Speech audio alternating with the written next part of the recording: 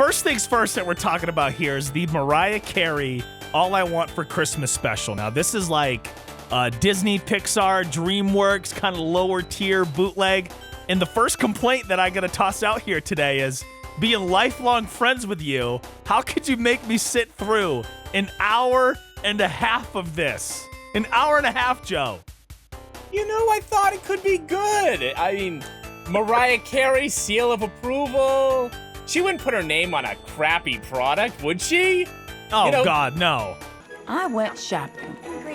I said shopping.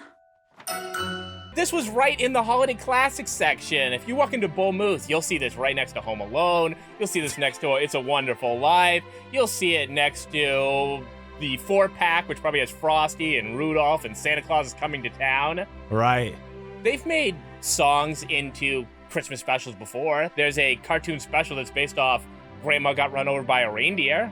There is. That's a classic one. Now, this was specifically released in 2017. And essentially what it did for me was it answered the question, what does the you mean in All I Want for Christmas is You? Now, growing up hearing that song every single Christmas, like pretty much our whole lives, right? I always thought it was about a person. Mariah Carey was trying to find love from a person. But it's not. The song is actually written about a dog.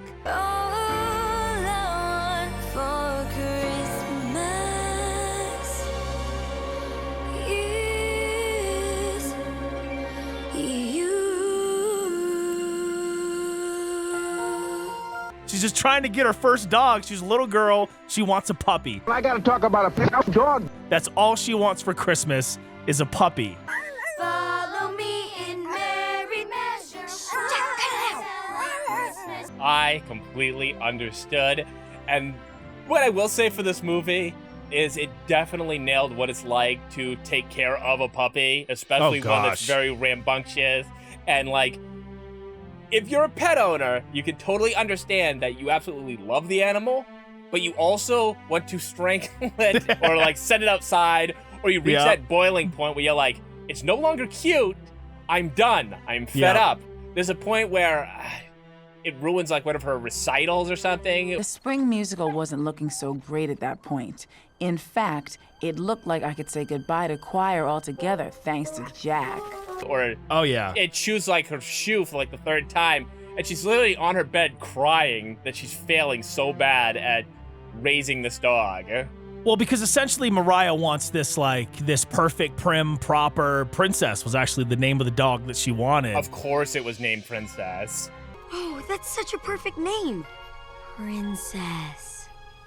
That was it. I was hooked. I didn't want just any dog anymore. I had to have Princess. Yeah, she had out the pink collar picked out for her, the whole nine, right? But her dad, oh my goodness, this guy made my blood boil almost this entire film. He sucked. And I shouldn't have cared as much as I did, but I'm like, screw it. I gotta watch this for the show. I might as well, be invested in it. This guy, he was just a miserable father. All right, so his plan is that he's gonna bring in a puppy into the house, this puppy named Jack, right? Jack turns out to be the coolest, but the reason that Jack is brought into the house is so that he can show Mariah that dealing with some, stray dog is gonna be so difficult that Mariah's not actually gonna want her own dog. And I thought, dick move, man. I'm all about well. That's me. I can do well, I promise. Let me see him. I bet he's so cute. Yeah, he sure is. Something like that. That is a piece of crap move right there. He's, is that a dog? There's this one part in there where is it grandma or the mom, they're like, yo, a little passive-aggressive parenting when he comes clean about, like, oh, that wasn't your uncle's dog that you were watching out for. That was actually a stray, and I just wanted to see you fail so you'd give up. And talk about fatherly encouragement, dude. Golly. I might be a devil of a prankster, but even I wouldn't stoop to such a rotten trick. That's so passive-aggressive? Yeah.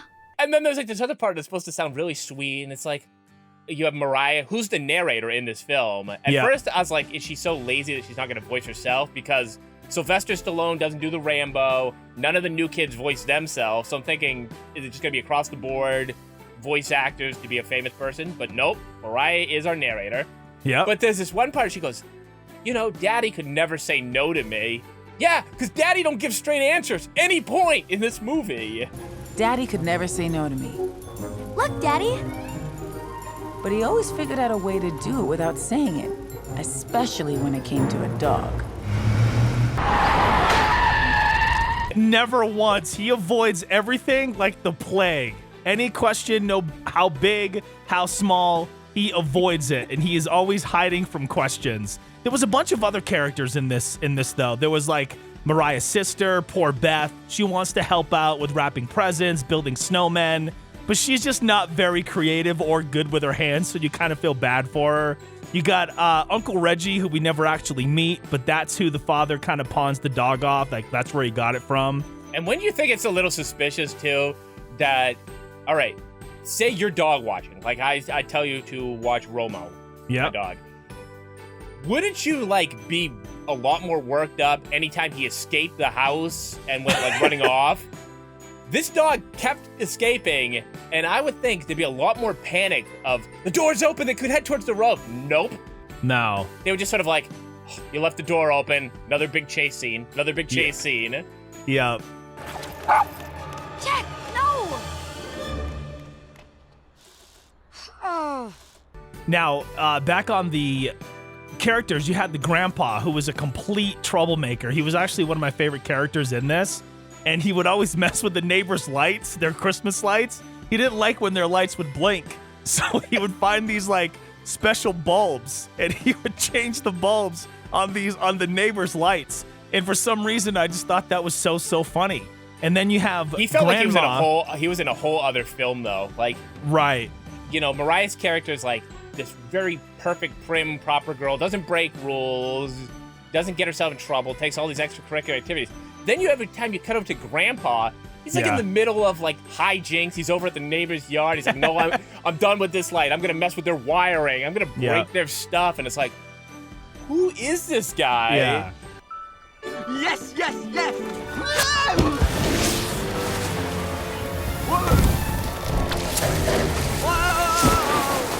And they even behind him play like, I swear it was the Home Alone music. Or like a knockoff version of the Home Alone. Yeah, because it was like dun dun dun dun dun dun dun dun dun dun. And like I was expecting the Wet Bandits to show up at any point. Right. And then you got Grandma, who is super sweet but also super tough. She is pro Mariah getting the dog, of course, because Grandma always is, right? I had to give it to Grandma. She knew how to work it. She really made a case for Princess. You can't use the dog allergy excuse this time. But at the same time, she's not afraid to hit her son with a stick while he's on a ladder setting up Christmas lights. Now, I just want to talk about how ridiculous even us talking about this is, because we are 35-year-old grown men, Joe. And for some reason, you convinced me to watch this. I was irritated that I had to watch it. And then, two, I was like, well, screw it. I might as well dive into it. And then in the end, there I am as a grown man, just sad as sad can be, because nobody can find little Jack, and it's your fault. Yeah, it was like, all right, this is silly. Keep calm, ladies and gentlemen. This is silly. Oh, no. Am I getting teary-eyed? Damn it. Everyone's so happy except for me tonight. Basically, if you do anything dog-related, I'm a sucker for it. Same. And as soon as it's being a sad dog, or I want this dog, or damn it, I'm in. Yeah. I'm emotionally invested. As I'm watching, I said, this is the structure of a Hallmark or Lifetime movie, but for little kids. Because every beat in the movie, if you replaced with a boyfriend or a girlfriend, same thing. You are sort of handsome. Okay. Just a few days, and I'll have Princess. I can stand it. Yep. And like, I've been watching these Hallmark and Lifetime things, obviously, you as don't I say. won that Lifetime contest there. Yeah. But all right, so she wants the princess dog. That's the ideal dog. But she's stuck with Jack. But as it's going on, she starts bonding with Jack. She starts realizing maybe Jack's a pretty good dog. I kind of like Jack, but I still want Princess. And then, well, you know what? Maybe Jack's the dog for me? And it even ends with a nice kiss between the two. The things you do for love. Just when I thought he was sort of, kind of cute, well, he would start acting like a dog. Yeah, well, what ends up happening, throughout the film, is Mariah learns that maybe Jack is the dog for me. There's a kid that's in the dog store, and he wants to buy Princess, and the dad has to say, "Hey, I'm sorry, somebody already put a deposit on this dog," but then it hits Mariah, and she says, "No, if you want her, you can have her. I already have a dog." And then the entire neighborhood and surrounding neighborhoods, all her classmates, all of her teachers, everybody, they all get together with flashlights and they just take over the entire town trying to find Jack, which Jack was kind of a dinkhole to all of them in some capacity. But you learn that's what puppies do. They don't know better. So no, they're very silly. This is kind of Lilo and Stitch. Yeah. Because Stitch is such a pain in the ass. Yeah. And then, he learns that Ohana means family. And then he realizes, this is my adopted family, even though I'm crazy, which is what Jack was the entire way through. Yeah. So they're all, scouring about the town trying to find Jack. They can't find him. Mariah says that she's finally going to ask Santa for him to find him. And lo and behold, Jack is hiding inside Santa's sleigh. But he's upset with her because she was kind of a jerk to him and never really gave him a chance. And then promises him that she's going to do better. And then that's when he jumps out. They rejoice. And the, fireworks hit. The confetti falls. The snow's coming down. And I just stand up out of my chair. And I'm just like, yeah, it's Jack. I love Jack. I was loving Jack too, and funny enough, it was voiced by D. Bradley Baker, who did the voice of Jack, so I'm like, oh, the guy who did the voice of Omak is Jack. The choices are yours. That's wild. He's not just a talking rock, he's a dog. He's a dog. During the bonding period, I was really relating to everything that Mariah had to do to prove that she could take care of a dog. And, well, he takes her shoes and runs off with him, and then he's like, oh, chase me, takes food, runs off. I could see myself liking Jack better than Princess. I'm not a fan of the foo-foo dogs. No. So I was also looking into it, and I'm like, well, how much is this related to Mariah Carey's actual life? And she does have 2 siblings. What? That were suing her as of 2 years ago, and they weren't a brother and sister, a younger brother and a sister. They were an older brother and a sister. Oh, gosh. So I'm like, that probably isn't going to make a very good Christmas special. No, that would make a better Christmas special. Bring on the drama. So how did you feel about Mariah Carey as the narrator? I was surprised that she was actually involved in the picture at all. So I thought it was cool. She did fine. I have something for Uncle Reg. I made him a pothole. And they kind of had different versions of her songs and different kind of stuff. And I didn't hate it. I would never watch it again, but I didn't hate it. That was kind of my thing with this is you texted me how could you have made me watch it?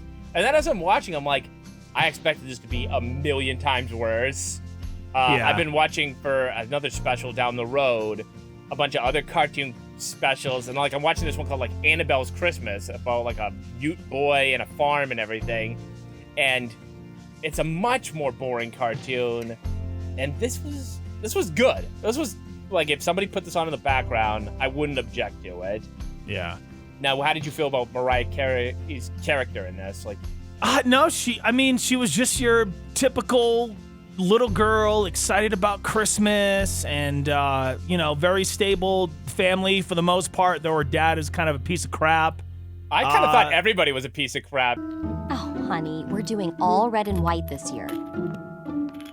Because the mom with her OCD and there were parts in there where they started talking oh, well, we make her do this. But no, we don't make her. She wants to do this. But it's like, no, You're kind of forcing her. What does Mariah hope for? These are Mariah's goals. Maybe because someone told her they should be. Ow! And then you lie to her every year. And she's having, like, fantasies like, oh, maybe Santa lost my letter because apparently in the North Pole, they're really lazy with transporting their mail. Of course. When he came down the chimney with the puppy, the parents sent him right back with the puppy. Oh, no.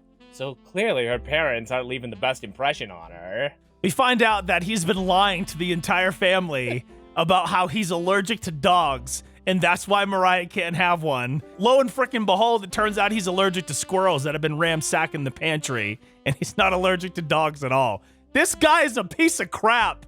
Turns out Dad wasn't allergic to dogs after all. Poor Mariah. And then she goes to school, and, like, for some reason, her principal's all up in her business, too.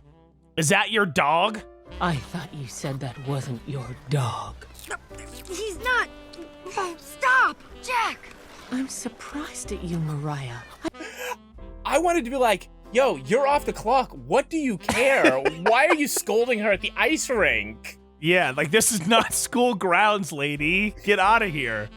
And then, like, later when the village comes to help find the dog, she's all in that business, and it's like, oh, so maybe this is your dog. And your pet. He is your pet, isn't he? Yeah. Yes! Clearly, it's a little kid lying because you're putting all the pressure in the world on her, and all she wants for Christmas is you, the dog. Jack the dog. And she gets him, and everyone lives happily ever after. The movie, it hits you in the heart, and then it gives you some comedy in the end when the squirrels come in and they're trying to, ransack the pantry and steal the treats. And then everyone chases the squirrels outside and roll credits, and there we are. And that is where I also was like, all right, this person who wrote it had to have, like, made some other Christmas movie that was on a Lifetime or a Hallmark or something like that, because the classic misunderstanding, blow up, and then, oh, fine, I guess you don't want me as your dog. I'm going to go wander off in the middle of the night. Yeah. That is the cliched, oh, God, you know what? I really do have feelings for this guy, this dog, this girl. Yeah. How could I have been so blind? Yeah. But then, for what's supposed to be really strong feelings, the dog's got loose. The door was open. He's gone. Well, we did all we could. Yeah, I mean, hey, hey, I saw him run by. I couldn't stop him, Couldn't you have gone out a little bit longer? Like, they were sitting in the living room. They weren't cold. They weren't, like, walking back into the house and shaking their jacket like they'd been out searching in the snow all day. They were literally like, oh, we called somebody. Okay. Yeah. I wanted to be like Billy Madison and you get your ass out there. Yeah. I was saying that in my head a bunch of times. You get your ass out there and you find that dog. Temple Matthews, they're the person who writes those direct-to-DVD, direct-to-VHS Disney sequels. Like, they're the ones who did the sequel to 101 Dalmatians. Peter Pan 2. The Return of Jafar? Peter Pan 2. Jafar's not in Peter Pan. Then there were like Little Mermaid 2. Right. So overall, would you recommend that someone should watch Mariah Carey and her Christmas adventure? I think it'd be a good, cute little family night kind of film, with your kids and just kind of before Christmas time and kind of watch it, especially if they're asking for a puppy. I think it would be the move to have them watch that. I think you're 100% correct. Was it festive? I think so. I think it was very festive. The town was Christmassy. The mood was Christmassy. And, Mariah Carey makes a hell of a Christmas song. And yes, even other Christmas songs that they jammed into the movie where I'm like, wait, there's more than one Mariah Christmas song? Oh, no, there's 2 albums worth.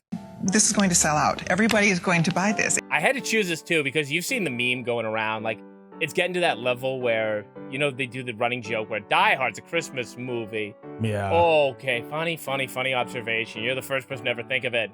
And I think All I Want for Christmas is You being, like, the ubiquitous song that's everywhere, where you have, like, that AJ Styles and Undertaker popping up behind him, and it's like retail workers. All I want for Christmas is you. Yeah. And it's like, all right, let's move on to another Christmassy thing. This one's dead. It's buried. Right. Once it had the special, it was over. And if I may segue, speaking of dead and buried,